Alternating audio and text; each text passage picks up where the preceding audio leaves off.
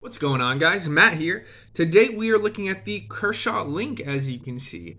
Before we get into the review on this, what I like, what I dislike, something unique, and some specs on this thing, let's talk about a few things real quick. So we got a giveaway going on the channel here on this cold steel Kobun, right?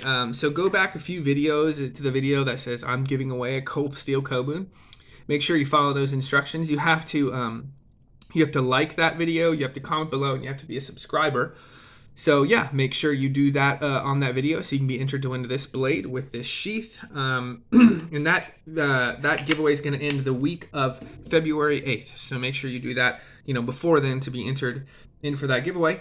Please like and subscribe. We're getting up there. I'm almost to 1,000 subscribers, which I'm really excited about. I really appreciate you guys taking the time to do that. So yeah, that's all I have. Now let's get into this blade. First, let's do some size comparisons. So let's compare it to what I think is, it's going to be this or this other knife that you're going to choose. It's going to be like its chief kind of comparison. And that's the Cold Steel Magnum Tanto 12 and 3V. No, I'm just kidding. That joke will never get old to me, by the way, guys. Never expect that joke to go away. This thing's awesome. Look how enormous it is, right? Let's compare it to the Rat 1. Classic. So a little bit of a bigger blade, a little bit of a bigger handle. This is much more compact. Kind of reminds me of, in its compactness anyway, the Benchmade Griptilian. A little bit of a bigger blade on here. Both 20 CV though. Big difference in price though, right? Big difference in price. Let's compare it to another Kershaw, my only other Kershaw. The Kershaw Leak. We got the leak in the link right here. So close in size overall, but much slimmer design. This is more of a full kind of handled knife. Yeah, so I think that's good for size comparisons. Let's move on to the specs. So what are we looking at for the Kershaw link? We're looking at a 3.25 inch blade. I guess that's kind of just a drop point, I guess you would call that. It almost appears to be a recurve at the end here, but I guess I'd call that a drop point. Almost harpoon with that right at the top. Let me know what you guys would call this. I'm not sure what Kershaw calls this, but I'm pretty comfortable calling that a drop point. It's 0.12 inches thick, so relatively standard, maybe a little bit thin. On the thickness for that blade stock. It is 7.6 inches overall, 4.7 ounces, so relatively heavy for a knife that is, 3.25 inches long. This model is in 20 CV, as you can see right there. I'm not sure if they still have other models. I believe they do, and those come in, I believe, 420 HC. There's a few different options. We'll talk about that in a little bit.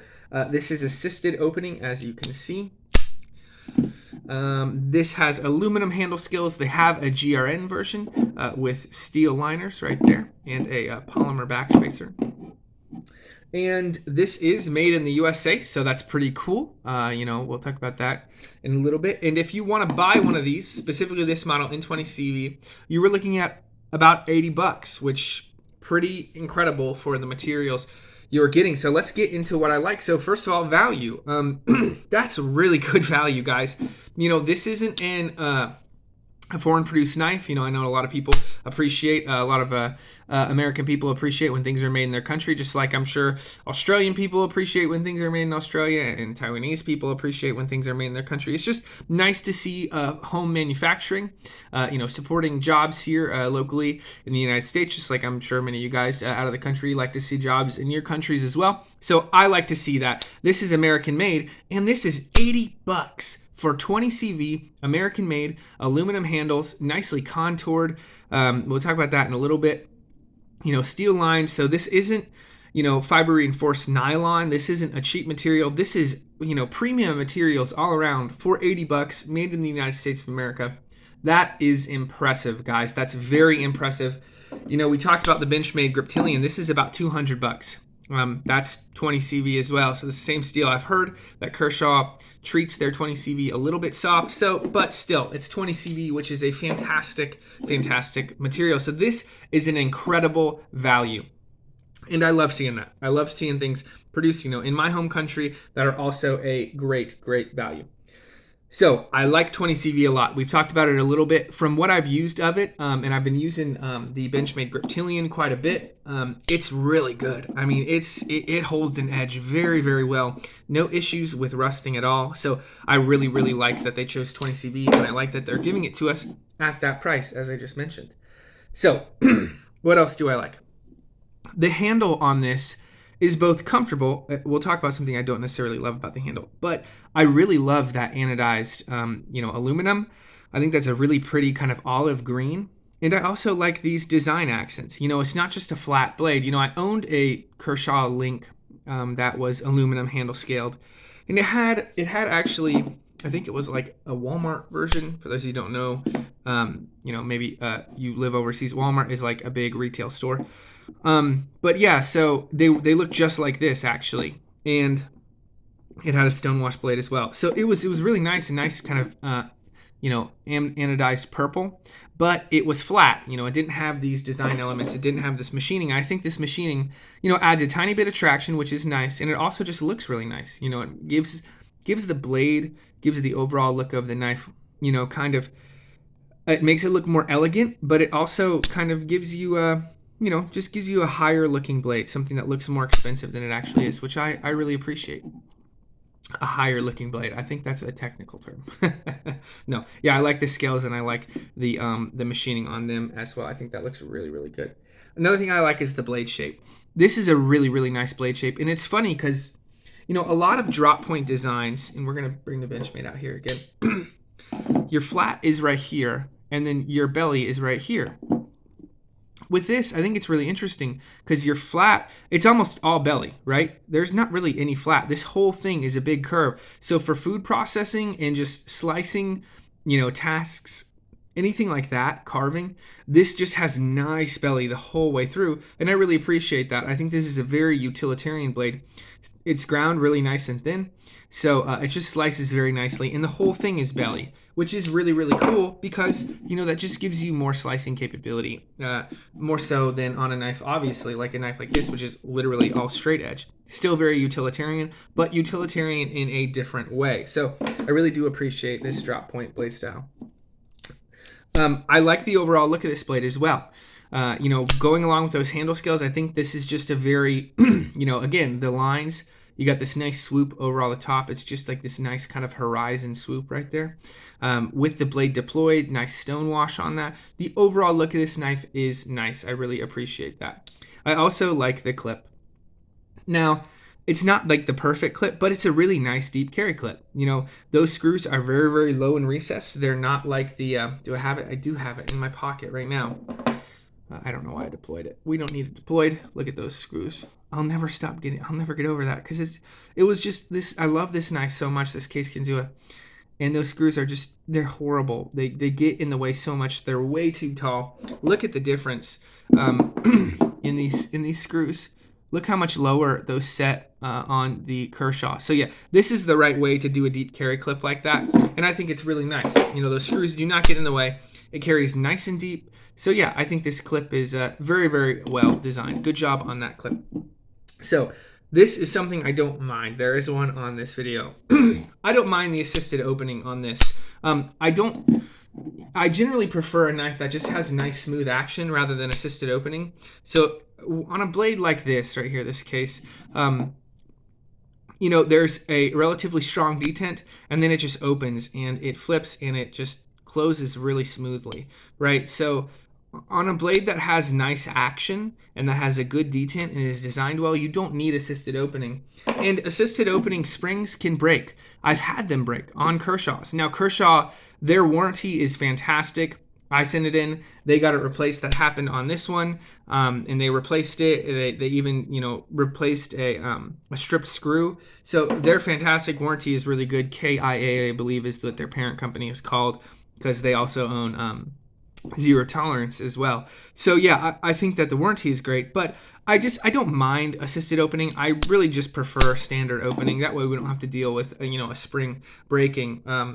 It doesn't feel as nice. So I owned a zero tolerance 0335. Let me know. I think that's what it's called. And the assisted opening on that was nicer. There was something about it. It just felt like, I think maybe it wasn't as strong, but it also had a really smooth opening. So it's like it didn't need as much power in that spring to deploy smoothly, to deploy fast, because the overall pivot was just, it seemed to be like the fit and finish, and the engagements were just smoother. So I don't mind the assisted opening on it. I don't dislike it. I don't hate it. Something I do want to mention too, this being liner lock, it's got a nice thick liner, a very solid liner, which I really like. Some liner locks are a bit too thin for my taste, but I think this is a solid liner lock right there. Okay, so don't mind the assisted opening on that. Let's talk about what I don't like. So just a couple of things, a few things. So I talked about this, I believe, in the Kershaw bare knuckle review I did. I don't like when an otherwise overall, metal handled knife, everything is metal on this except the backspacer. I don't know why. I wish this was just like a pillar design, like the Benchmade Griptilian. I much prefer that flow-through design. I think it's prettier, it's better looking, it's easier to get material out, if you get lint trapped in there or whatever. So I just wish that was a flow-through design. And if they said, no, we need a backspacer, make it aluminum, guys. Everything else is aluminum. And I know it might make it a little bit heavier, and we'll actually talk about that. And something I don't love about this knife, it's just, it doesn't sit right with me. Otherwise, everything else being metal except that backspacer just seems strange to me, and I don't really particularly like that. Doesn't affect the overall usability of the knife, obviously. Something personally I don't love. This is a bit heavy for a knife of this size as well. I think it's about the same weight as the Rat, and I talk about the Rat being heavier, and this has a 1/4 inch longer blade. So, I think that this is a bit heavy for its size. Is it terribly heavy to where I'm not going to carry it? No, it's not, the Formax by Cold Steel or something like that. But it's just heavier than I would like it to be. Maybe, see, these steel liners, they're not milled out. If those were milled out, they would probably, take it down to 4 ounces, and it would just feel a little bit better, a little less heavy in hand. So yeah, a little bit heavy for my liking. Last thing is the handle is a bit small. I think the handle is contoured well, and again, it's very pretty, but it's just barely enough to fit in my hands. And this is more of a full size knife. On a knife like the Leek, I can, I don't mind it being a lot slimmer, because, that's kind of the purpose of the knife. It's a slim, compact knife. This is more of one of those, hey, this is a full-size knife. So I want my hand to be able to fit, and it just barely does. So I would like, an 1/8 of an inch more, and I think my hand would have fit just fine. Now, I do have really thick hands, guys, so it might be great for you guys, for most people. But personally, for me, I don't love that about it. So what is unique about this particular blade? Now, we're talking about this specifically in 20 CV. The other ones in 420 HC, it's essentially the same stuff, I would say, about it. Just the steel isn't quite as nice, right? It's still not terrible.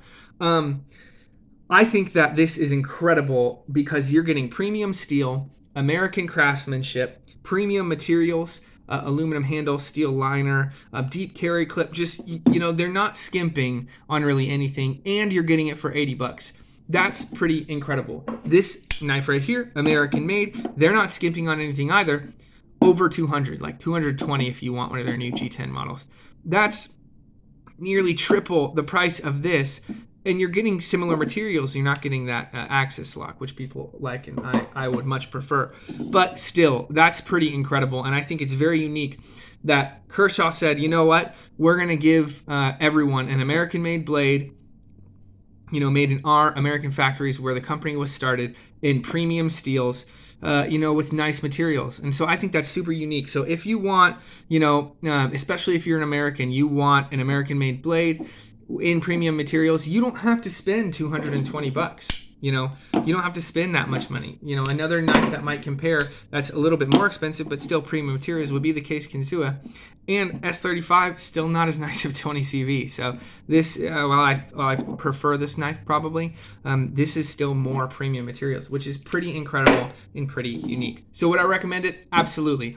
I would very much so recommend this. Maybe get in your hand if you have really big hands, just to make sure that it's comfortable and fits for you. I would recommend the other versions as well, especially because they're a lot cheaper, $30-$40. 420HC is one of those steels. It's like a working steel. It's going to do you just fine. It's not going to be nearly as nice as this. So if you have the money, go with the 20CV version.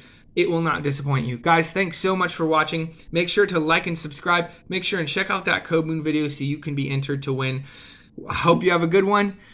Keep up with the channel, guys. We're growing and we are making more videos every week. Have a good one, guys. Peace.